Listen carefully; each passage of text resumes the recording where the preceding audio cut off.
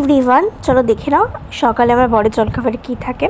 তো আগে তো কিছু খেতো না, মাঝখানে কিছু রুটি ডালিয়া ভাত খাচ্ছিলো, তো এখন কিন্তু ছাতু খাচ্ছে। তো ব্রেকফাস্টটা কিন্তু আমার বড়ই তৈরি করছে। তো এই যে একটা মগের মধ্যে গণেশের ছাতু নিয়ে নিয়েছে, আর এখানে নিচে জ্যাকরি পাউডার।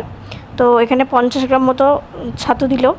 এখানে দেবে হলো 1 চামচ একটু সামান্য বেশি দেবে জাকারি পাউডার দিয়ে এটাকে ভালো করে শুকনোটাকে মিক্সড করে নেবে।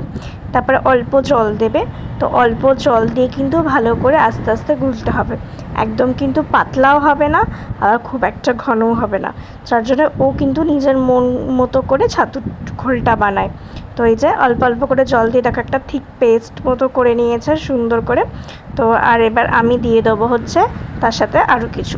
তো এখানে ছাতুর শরবতও বানিয়ে নিল, দেখো কি সুন্দর পেস্টটা করেছে। আর একদম বেশি লিকুইডও না আর বেশি একদম কিন্তু গাঢ় না।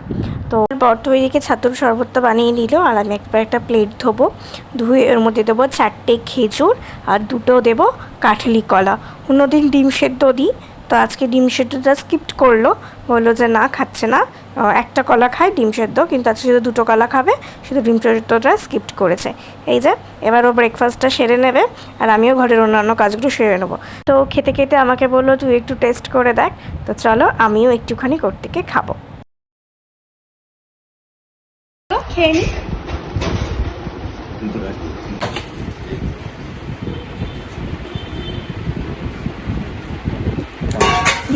ভালো খেতে।